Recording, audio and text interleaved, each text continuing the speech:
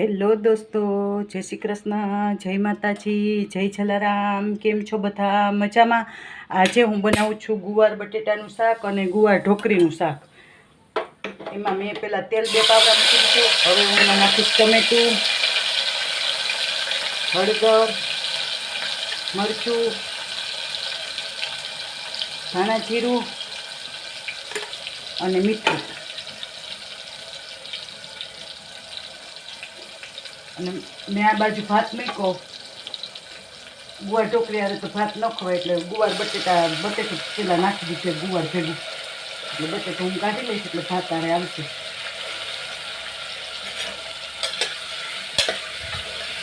અને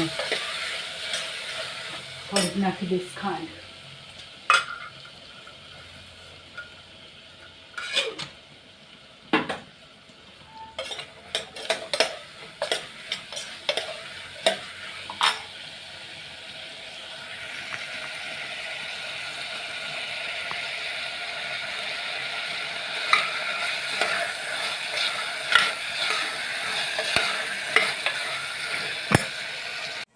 હવે હું બાંધીશ લોટ. એમાં થોડુંક નાખીશ મીઠું, હિંગ, હળદર,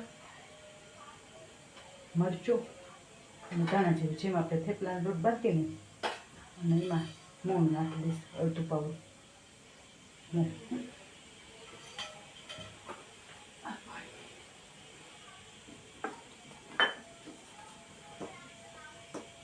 રોટલી જેવો લોટ બાંધીને થેપલાનો બાંધીને એવું આપણે લોટ બાંધીને મેં તૈયાર કરી લીધો. અને આ શાકમાં પાણી નાખીને રેડી કરી લીધું. હવે ઢોકળી વણી અને નાખી દઈશ ને પછી વઘાર કરી.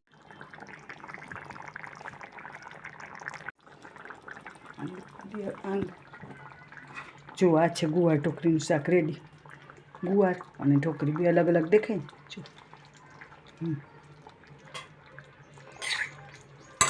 ગુવાર ઢોકળીનું શાક. ગુવારે અલગ દેખાય અને ઢોકળી અલગ દેખાય. જો બહુ મસ્ત લાગે.